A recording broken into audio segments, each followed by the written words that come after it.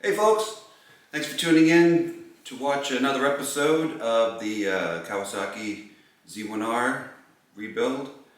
And in today's episode, it is putting the top end together, finally. And yeah, that's what I'll be doing. So go ahead and watch. Thank you. See ya.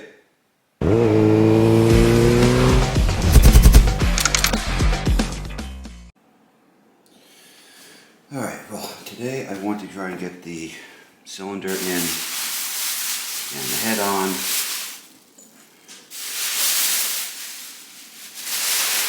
I've tried a different setting on the camera. I don't know what you call it, but it's supposed to be auto detecting what I'm trying to do. It definitely looks like it's not as shiny, like bright. So we'll try this. A lot of the videos. Let's see if this shows up. I was having a real hard time trying to show the chrome, well not chrome, but polished ends of this.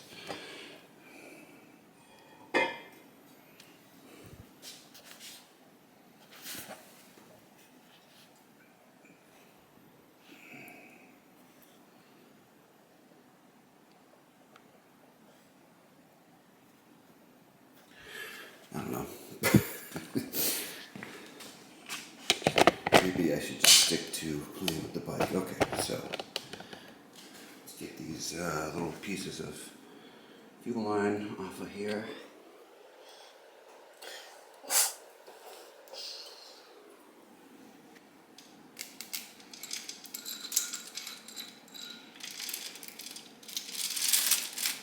Okay.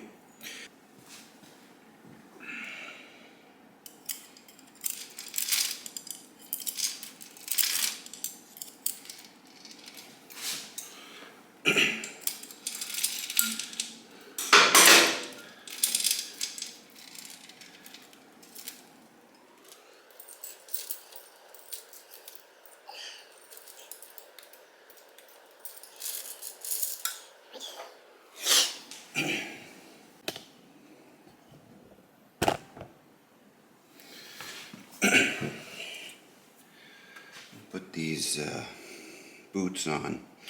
So these are not the stock boots. These are matching the carbs and aftermarket carbs I'm going to put on there, which are Mikuni RS34s, the 42-year-old, I believe Mikuni, maybe Kahine, however you say it. Did come with the bike. They did seem to be in okay condition. Anyway, I'm beefing the bike up. So the biggest thing is to get these to breathe and pull in more fuel and air. And the 28 millimeter carburetors are on it are going to be replaced with the 34 millimeter modern carburetor. Modern, but it's been around for a long, long time. Now, also, I did not film this, but I was told to try and port match these new intake boots to the cylinder. So I did take off some material.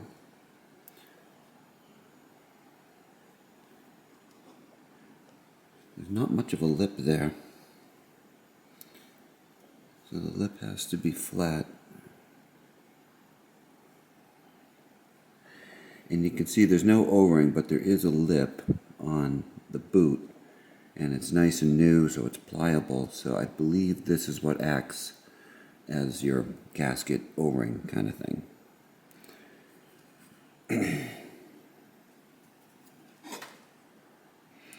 So I was thinking about putting sealer on here, but I think I'll leave it as is for now, and I'll just put these suckers on there.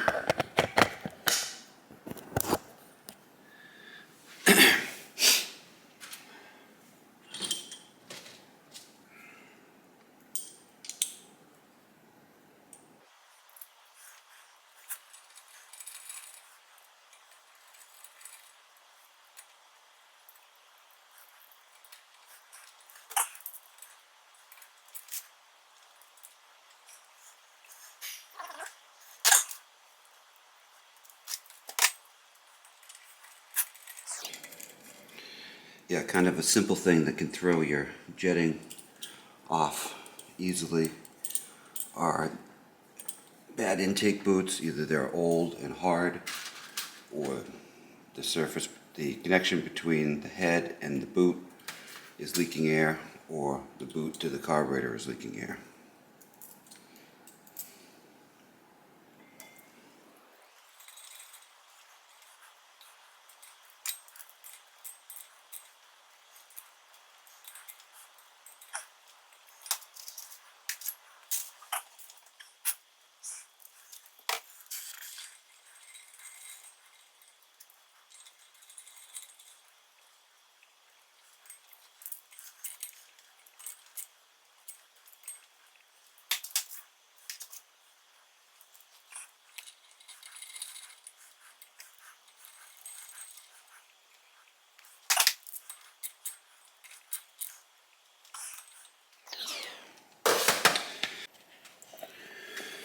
Okay, so I'm getting ready to put the cylinder on,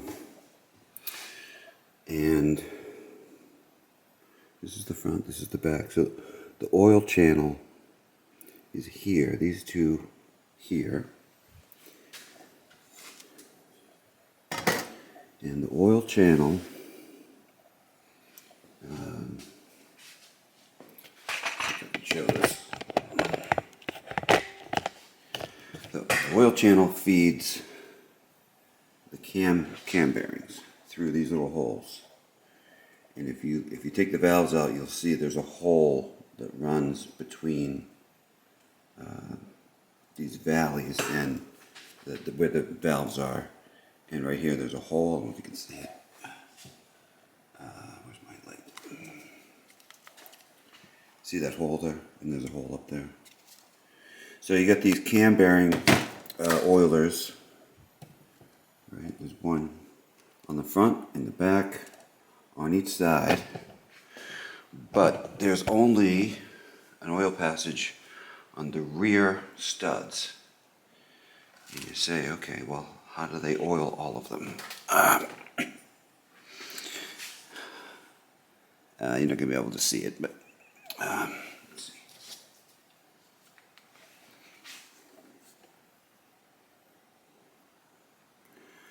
Can you see that at all? That little hole there to the side? And if you look at that one, I don't know if you can see it.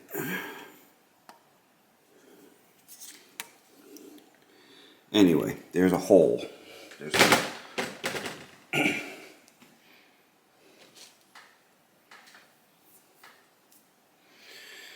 So,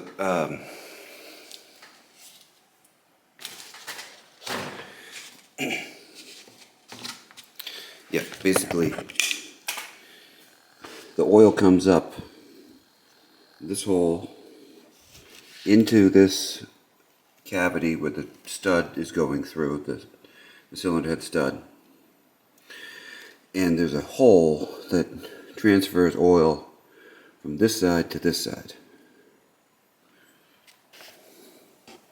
Yeah, okay, so that must be the purpose of these protrusions here. See how there are these cylindrical things that come out here? And there's one here, it's kind of embedded in there. So I bet this runs oil from, so it comes up in the stud hole, picks up, oil gets put into this passage, which brings it over to the other side, which brings it up to this, and these must be the ones. Yeah, this is right in line with that hole there. Or is it? Well, maybe it's not, but it is right in line with the cam journals. Right? Boom, boom. And yes, I've cleaned the hell out of all of that stuff. Why am I caring about this? So on the outer two cylinders, cylinder studs, you put these copper washers to keep the oil from coming up out of there.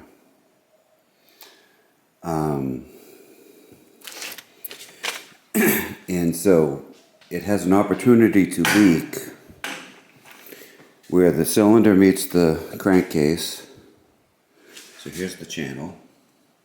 Right, so the oil comes under pressure. It's not a lot of pressure, but it comes under pressure.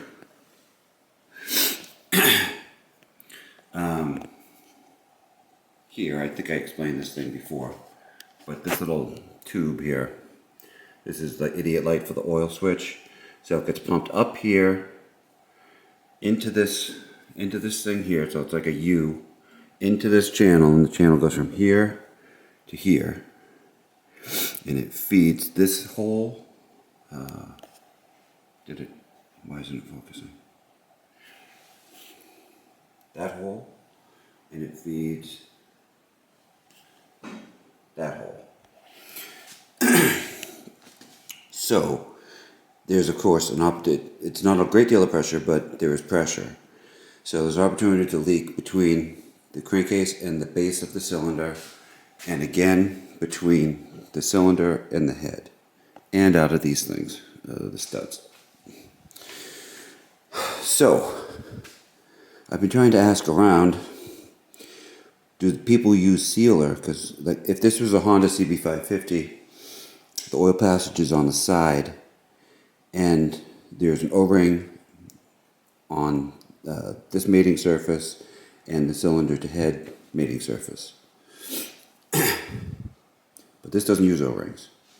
You just have a base gasket here.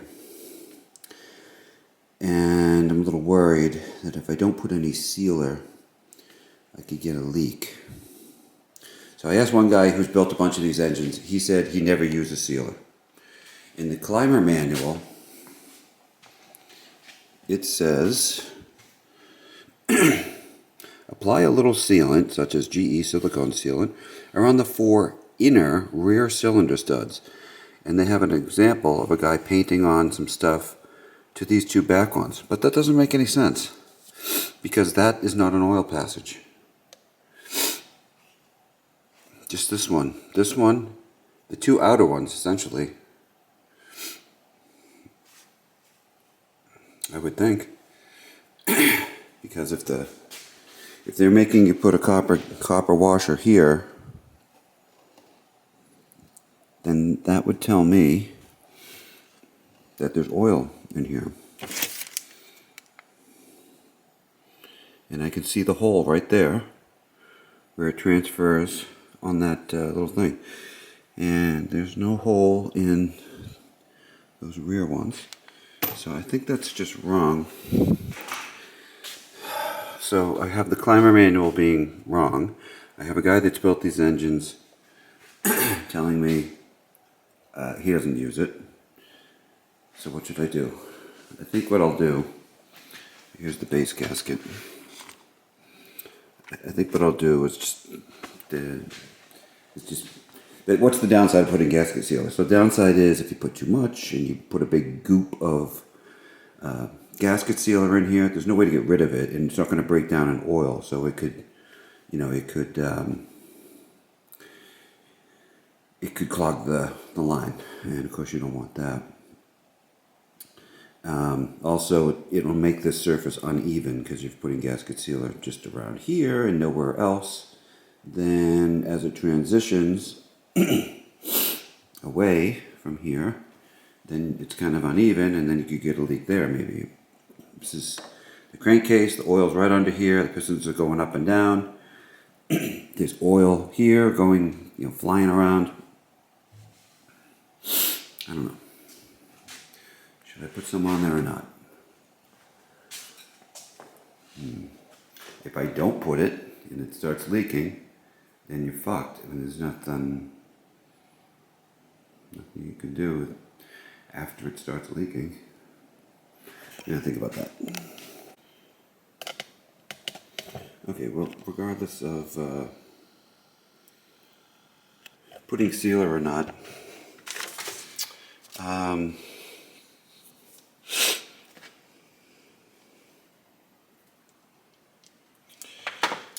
so there's so many little parts here.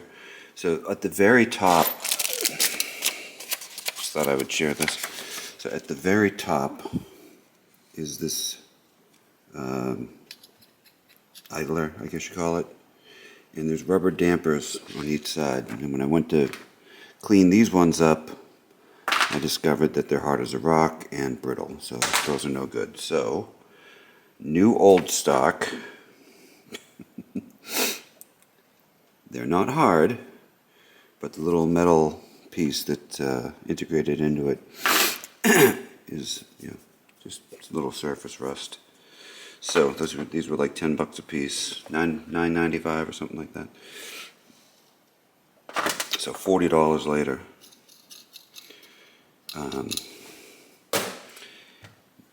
Anyway, what I have to do first is I have to put this one in.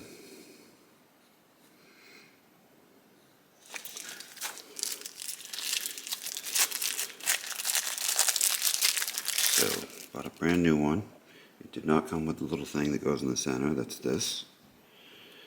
And I had previously bought new little rubber thingies. So there's little rubber things.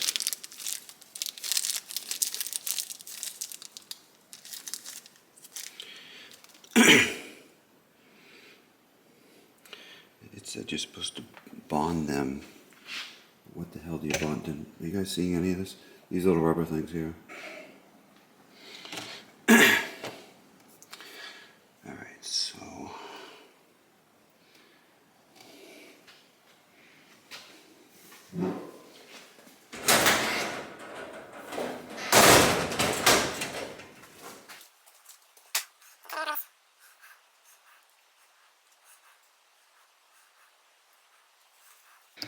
I'm going to bond it with a little bit of right stuff. Okay. Up. Up and forward. Okay. So it has to go in like this.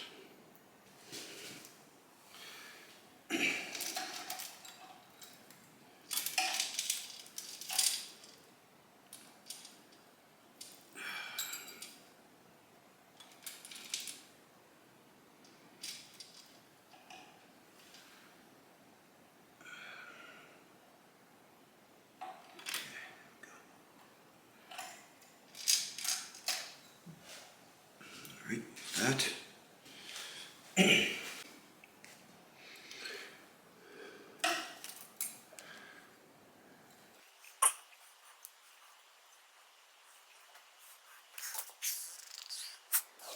Yeah, I was confused there for one sec. Because this is a block off to that hole. But I guess that makes sense because it has to direct it over to the stud hole only. Just make sure.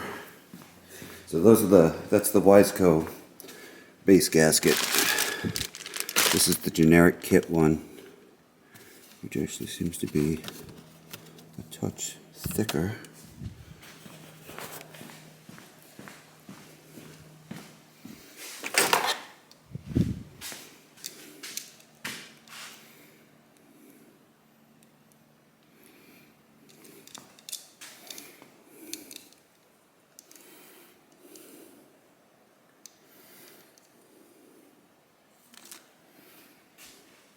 .55 millimeters.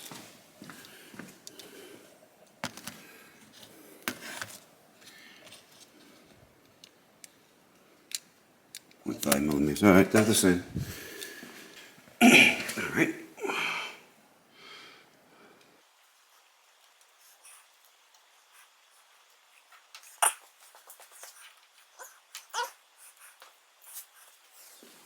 Alright, so I'm going to double check that I've got all the pistons facing forward. I do. There's an arrow on them.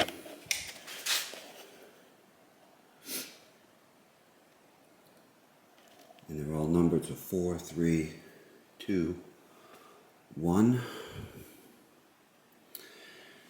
Okay, so now I'm going to check the orientation of the rings once more.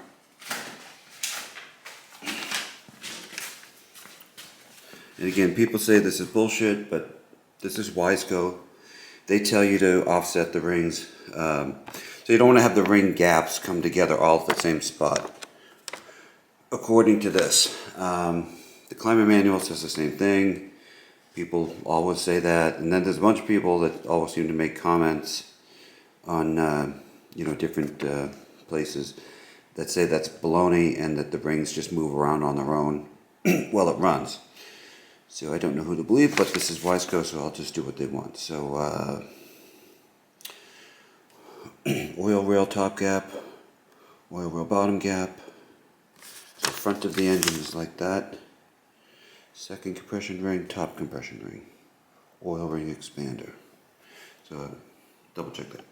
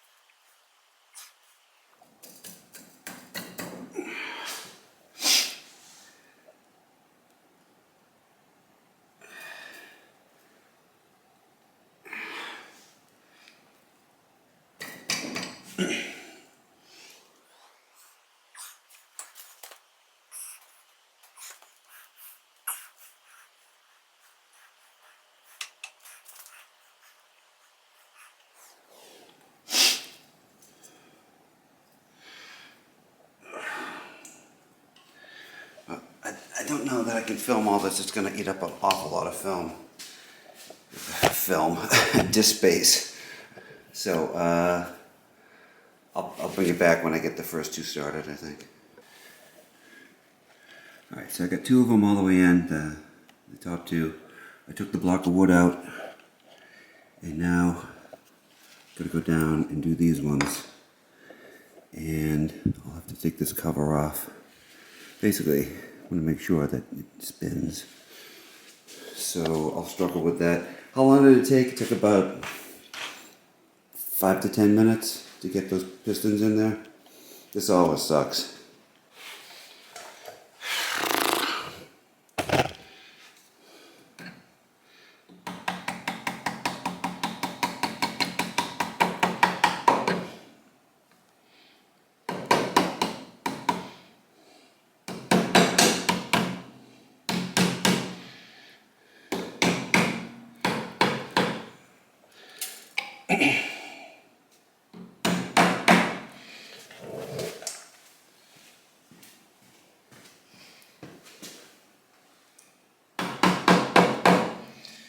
Alright, it's down.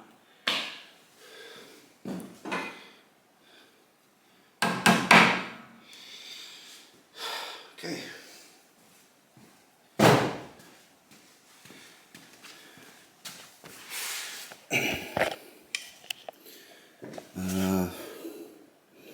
So now there's two idlers idler sprockets to go here. Okay, so I gotta put that in. I gotta get this rubber O-ring that goes in here, not O-ring, but gasket thingy. And then I have to find the two, what do you call them? Metal, whatever, the guide, metal insert things that go here. Yeah, so let me take stock for a moment and we'll come back. Alright, so there's two of these idlers. Well, one's an idler. I put the front one in already. It's a shaft and two little rubber thingies on top. This is the chain tensioner one. But this is an idler and this is the one that tensions the chain.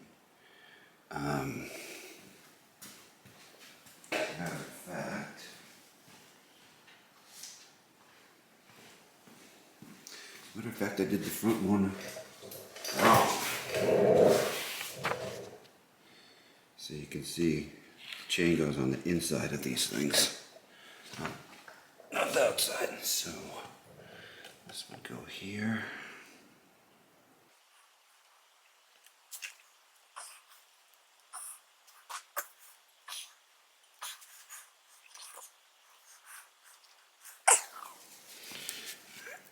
This one has to come out.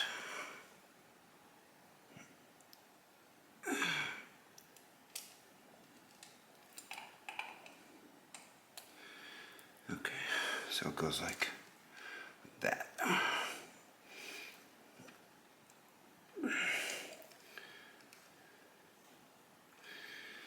Okay, so there's that. So I put this rubber thingamabob in there. I put the two dowel, that was the term I was looking for. Dowels are in there. So let me wipe it down one last time. Alright, so I wiped that down. This is the gasket from Weisco. Where's the one from the kit? We should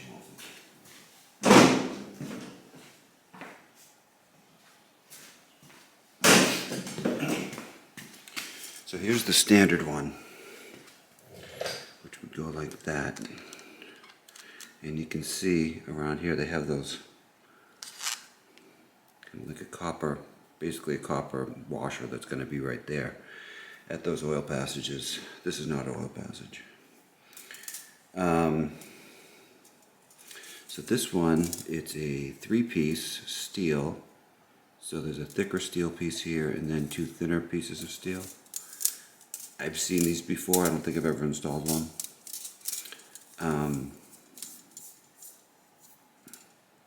So around the oil passages, it has a little,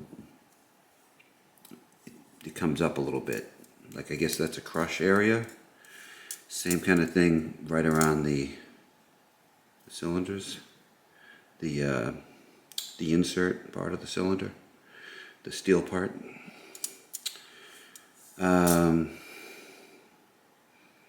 So I don't think I'll use sealer on that. I'm just going to let it do its job. Yeah, anyway, this is a MLS, multi-layer steel gasket. Multi-layer steel. So I don't think it's copper. So I'm not going to put any sealer on it. Okay. So I think this is ready to go on.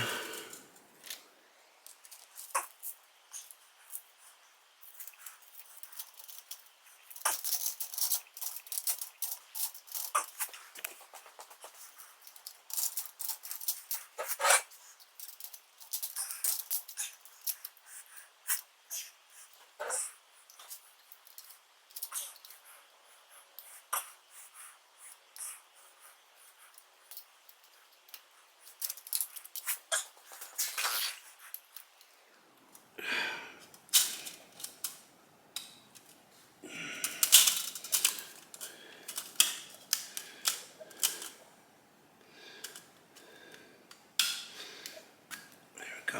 Okay, so I think that's ready Put the head on now.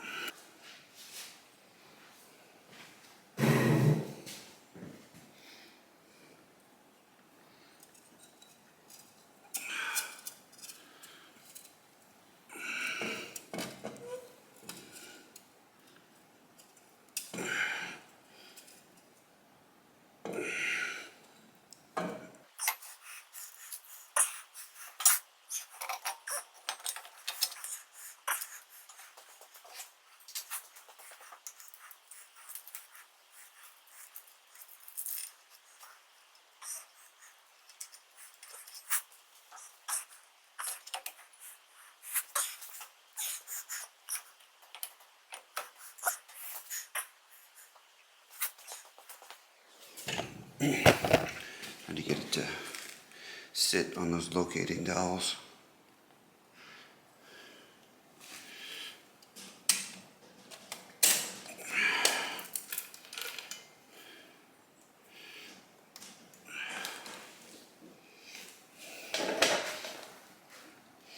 Alright, this side is pretty much down.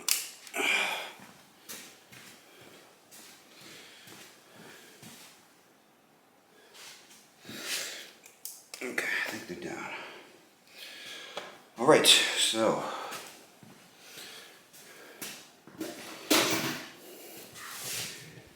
alright, now I gotta get the nuts, the washers and the nuts. I don't know if you can really see here. So there's 6 head bolts on each side.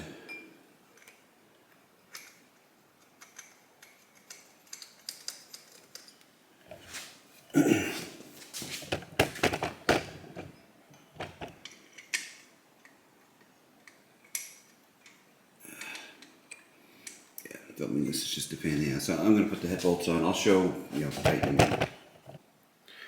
Alright, so I've been torquing down the head bolts in sequence. They're all at 20 pounds. They need to go up to 29, and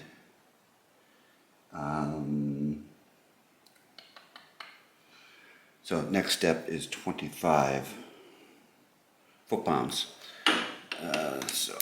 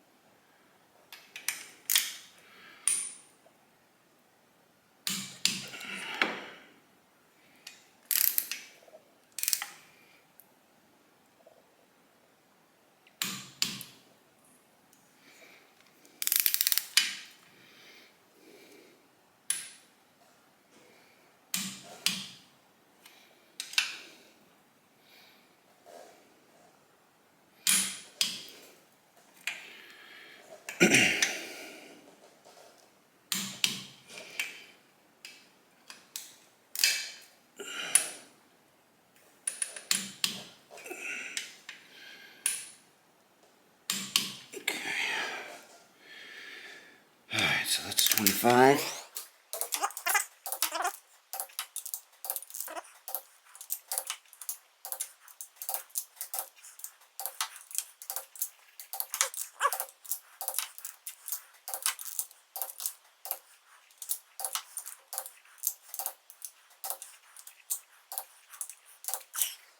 Okay.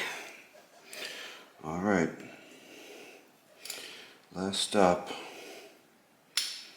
29 foot-pounds. Here it goes. Please don't break.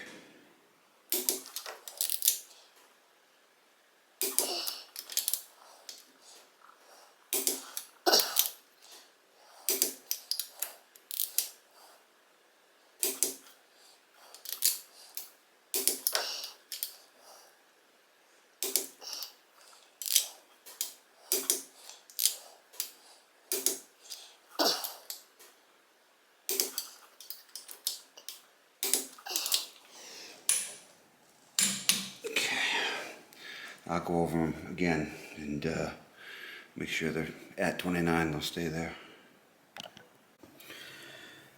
So it's probably worth showing this. This is a, what do they call it, a lifter or a tappet. So they go,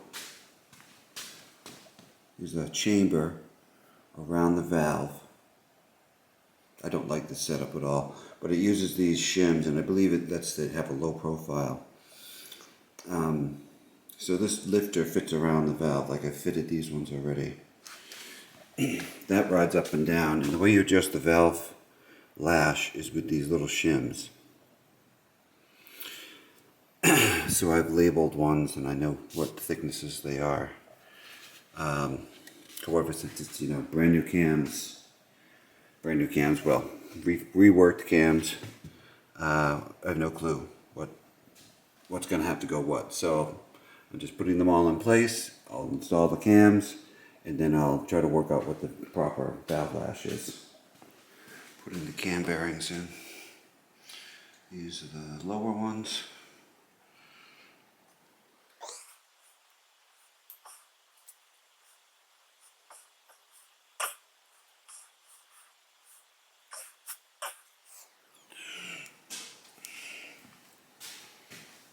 Anyway, 16 of them. I'll put those in. Okay, so I've got the cam bearings installed on the lower end, on the head part, and then the other 8 go in the cups that hold the cams down. And so these should all be set to go. So now the cams. So the original sprocket is, of course, not adjustable.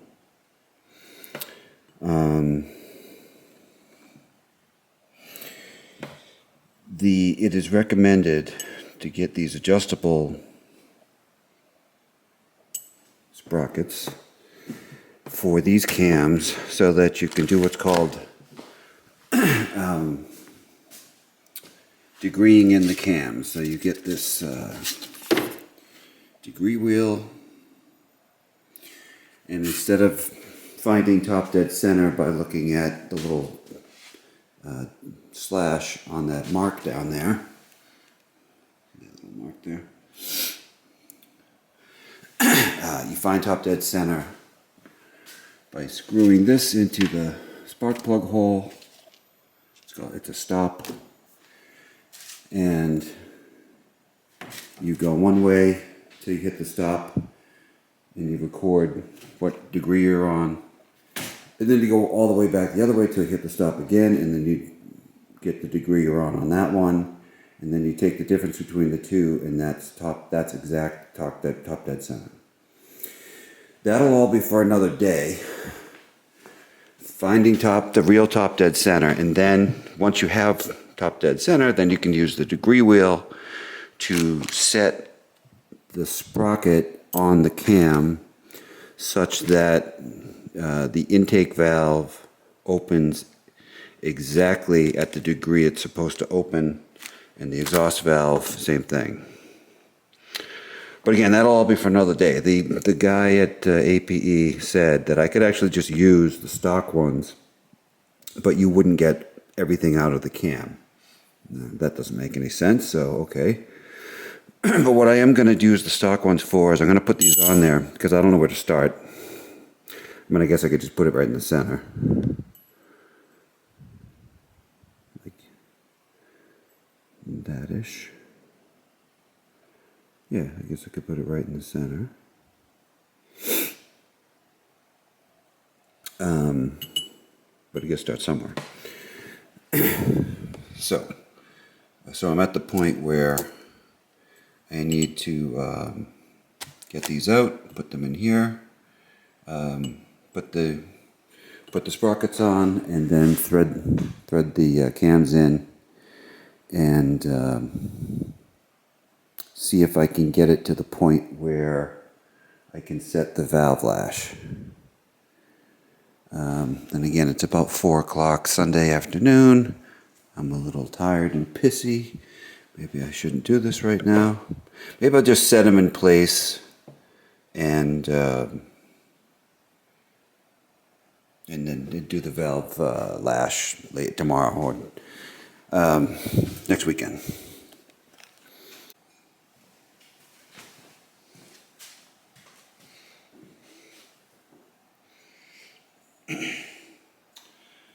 You know what I should do is set it to top dead center.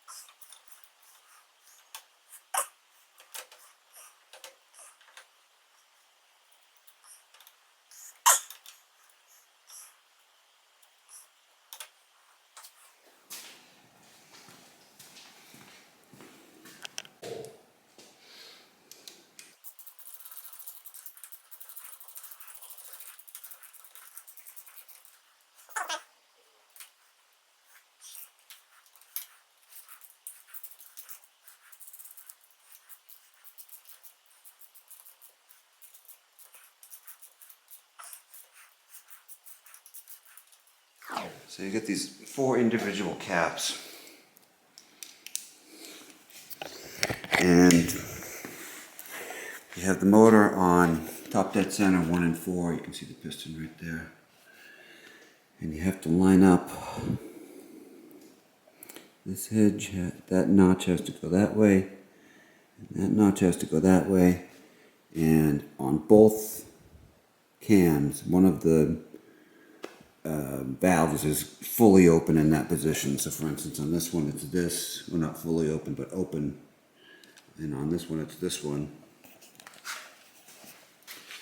And you have to be very careful, unlike when I took it apart. Yeah, if you take one of these off and there's a valve pushing the cam up, well, cam's gonna come up, but this cap will be secured still, and the only thing that's gonna give is the brand new bearing. So I have to be very careful not to ruin the new bearings.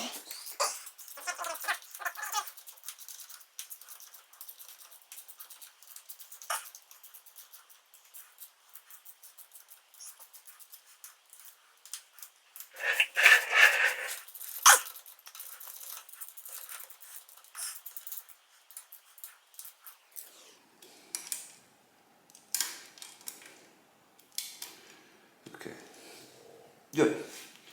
I was a little worried there when I first started trying to get the cams in place. There was very little slack on the chain, and I was like, "Oh God, don't tell me I got the wrong cam chain." Can you imagine? The only way to get to change the cam chain is to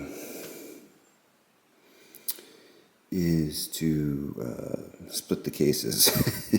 Well, I guess you could probably find one that would have a master link on it somehow.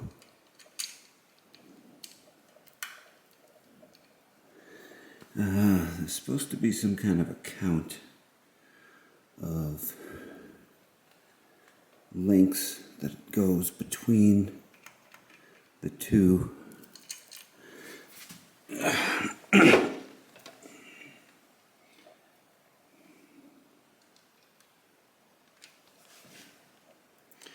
Well, I'm pretty sure that the adjuster's not going to work like that. Okay, so I got the top idler on there. And this is the part where I just pray I don't drop a bolt into the engine.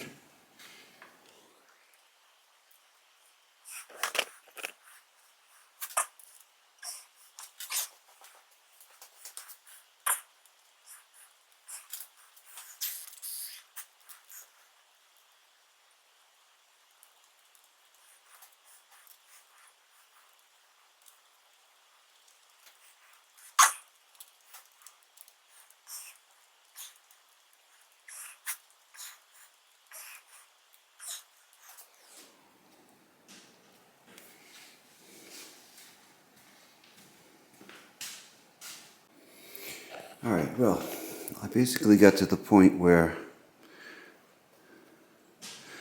I can rotate the engine. Last thing I got to put in here before I can rotate it is the cam chain tensioner. I might throw the old one. The original one is an automatic one. This is a manual one from APE. I'll have to go find the instructions online.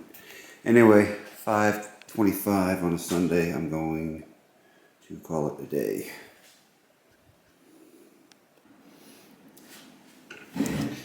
So we're going right here. This is the chain tensioner. This is a manual chain tensioner.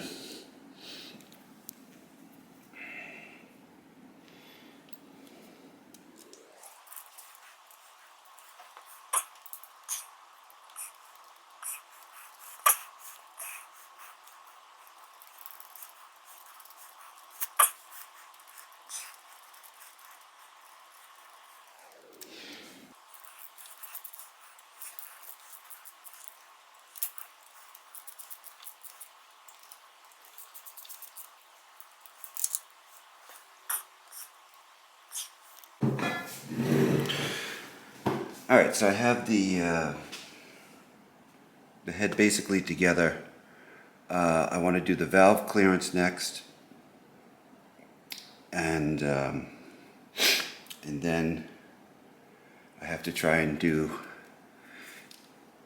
excuse me, then I have to try and put the cams into time, which I believe is called degreeing the cams, and I have to put this little wheel thing on it, and anyway, I'll show that. But first thing I gotta do is torque down these cap bolts.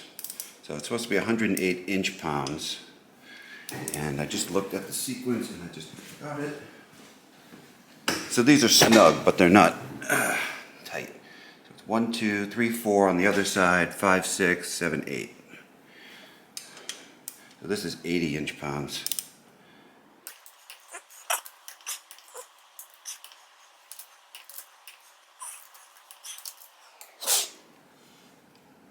Okay, so that's 80. I might as well do these ones. The intake also.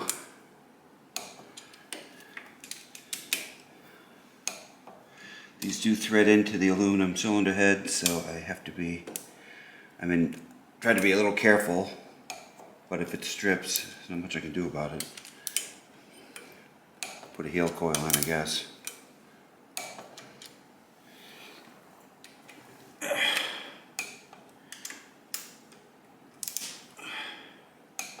Okay, so they're all at 80, and now I'll take it up to 95.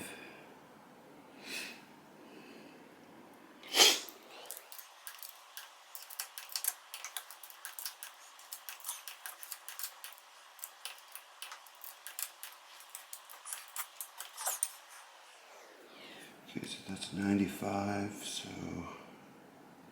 100, 105.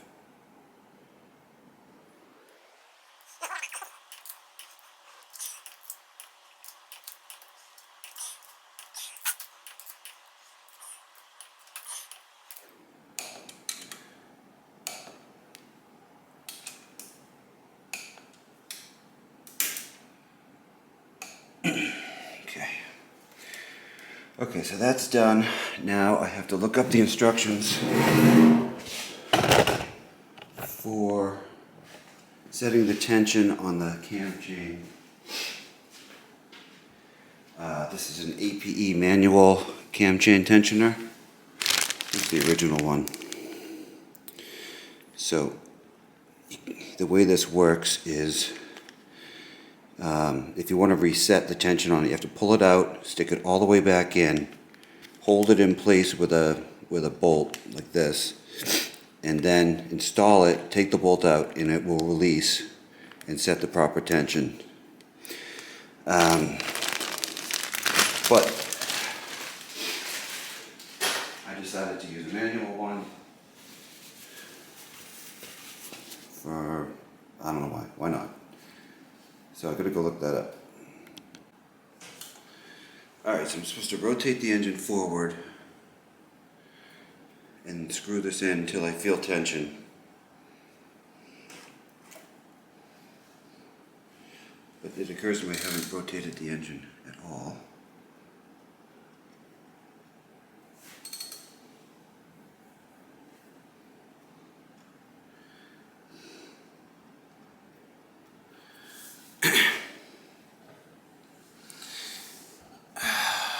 So I just rotated the engine just a tiny bit, and I noticed that this coating, whatever the hell it is, just comes right off.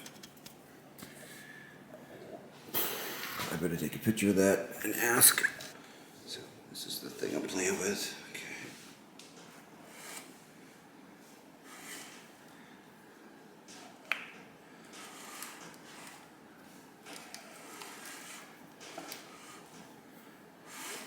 So I want to rotate the engine and just kind of listen for anything. See if there's any kind of obstruction. I don't feel anything. Okay, so now I'll screw this in.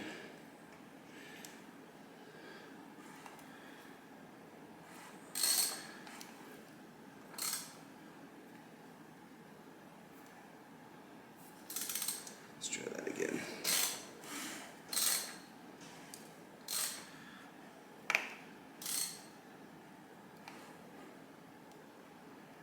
So that feels like it's engaged, and then it says back it off by 1/4 turn, which would be right there. Just do a little bit more.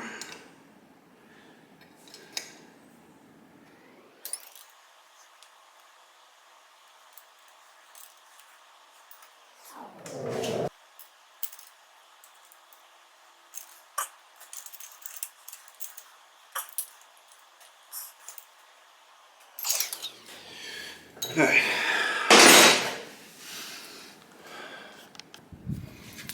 Alright, so these are the numbers I got.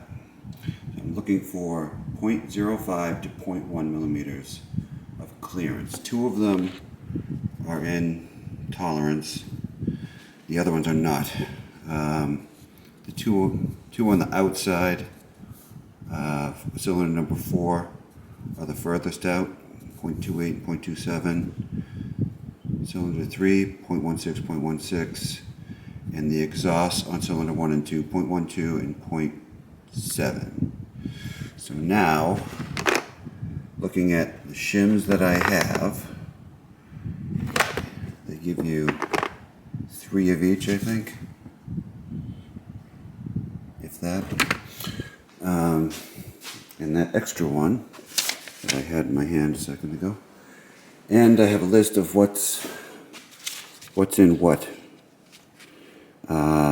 So now I need to do some math and figure out if I can swap any of them or what.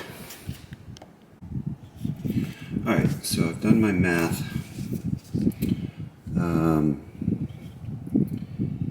And so the shims, based on what is in there already, the new shim that I need, so I need 6 of them need a different shim. 2.75, 2.75, 2.8, 2.9, 2.7, 2.8. The shim kit that I got only comes in hundredths of a millimeter, so 0.27, 0.28, 0.29, except for 2.55. There are some 2.55 ones, but those are too small. So two of them I don't have 2.75. So I'm going to leave this one at 0.12. This one, so exhaust, cylinder 1, exhaust, cylinder 2, exhaust. So I'm at 0.12, which is just barely over. 0.17 is over, but I can put it has a 2.65 in there. I'll have 2.7s, so I can stick a 2.7 in there.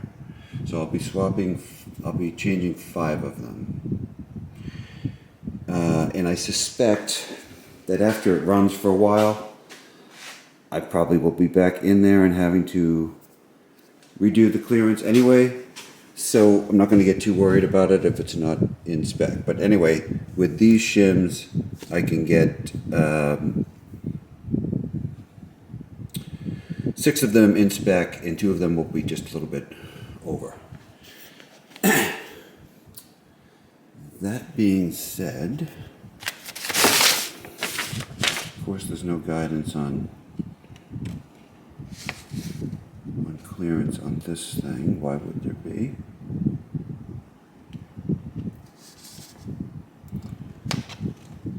That's about valves. I didn't deal with the valves, okay? So I will show the procedure on changing one of the shims. So this is this little tool. You got this little pry bar thing, and you got this thing. And basically, you turn the engine till the cam lobe points completely away. Slip the tool in, pry down the valve, so compress the valve spring with the pry bar, and then you stick this in between the outside of the tappet and the cam, and that will hold the tappet down. Then you take this out, and then you'll be able to get the shim out of there. So I'll do one of those. Alright, so here we are.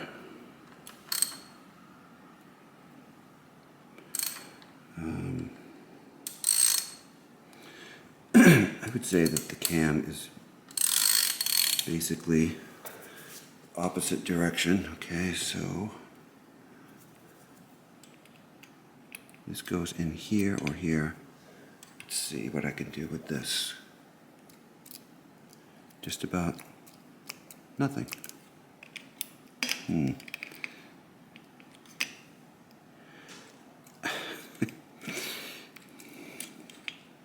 You're supposed to be able to get this in.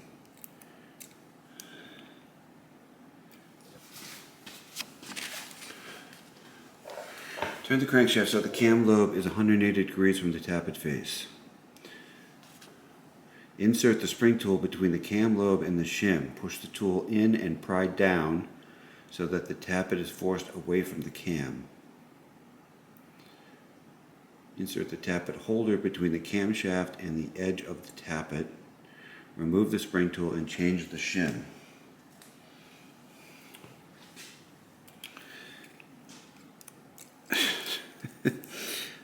Okay, I don't see how you get in there.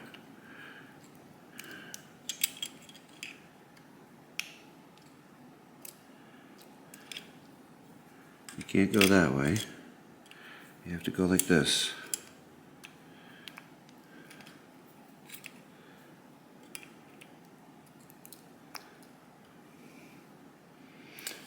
Okay, well, I don't know what I'm supposed to do, but let's try this. Let's try. Go like that.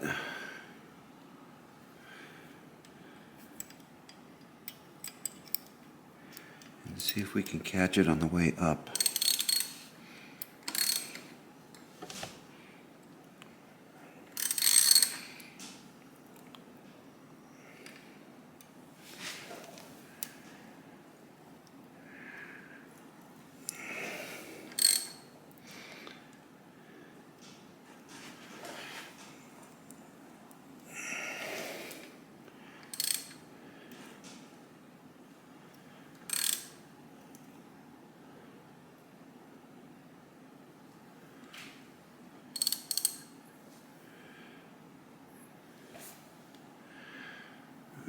Okay.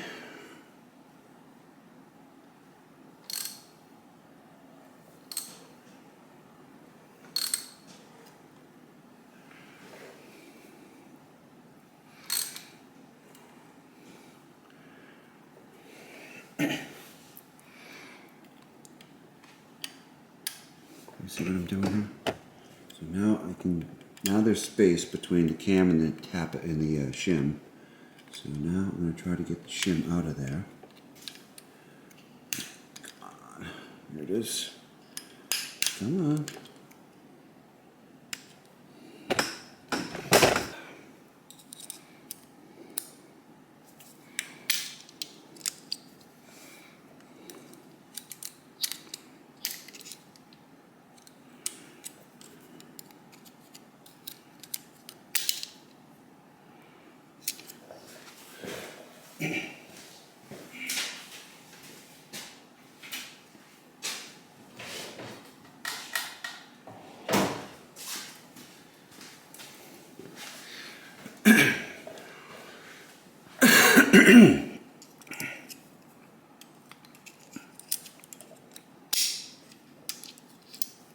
Okay. So just to check, I had it written down that this was a 0.7 and it's a 2.7, yeah.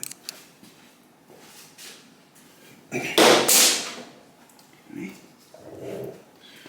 So now here's the new one.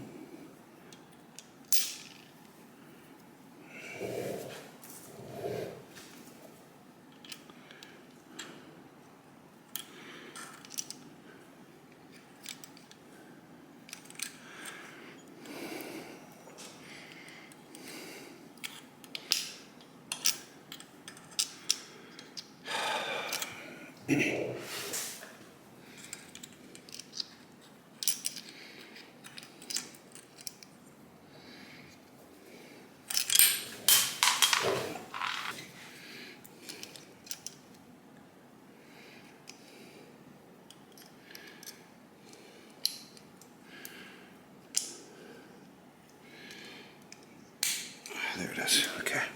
So now, if I rotate the engine,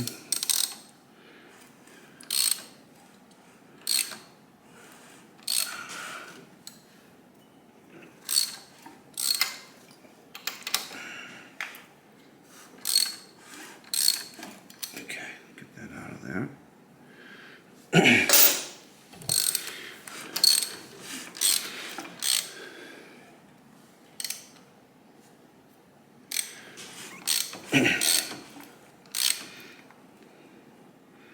So now, this was at 0.28, so now it should be at 0.18.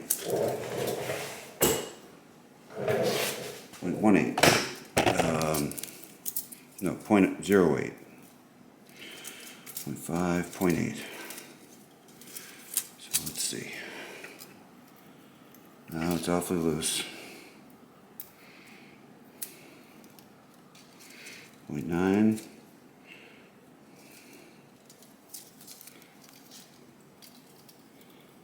0.9, not very much drag on 0.9. 0.1, just barely. Well, it's going to have to do because I don't have a this is a 2.90 shim. I don't have a 2.95 shim. 0.13. It's not 0.13.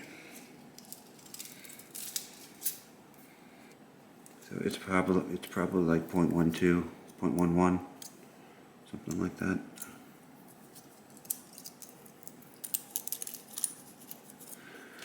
It's better than what it was. All right, I'm not going to worry too much about it. So now I have to do that. 2 of them were okay. Now I got to do that 5 more times. Hey, well, thank you for watching. Yeah, the top end rebuild went pretty much. Not too many hiccups. I'm sure I'm going to be back in doing the shimming again, because I just didn't quite have all the right shims, but you know, hopefully it doesn't clack too much. And then in the next episode, I'll show the degreeing the cams as much as I can. That was a very, I've done it already, so that was a very frustrating process. Having these aftermarket cams added a certain amount of unknown factor for me, and I kind of been dragging my feet because I didn't really want to face it. But yeah, I just went ahead and got it done. I hope that it's done properly. I hope the engine's going to run properly. But we shall see. So thank you for watching. See you now.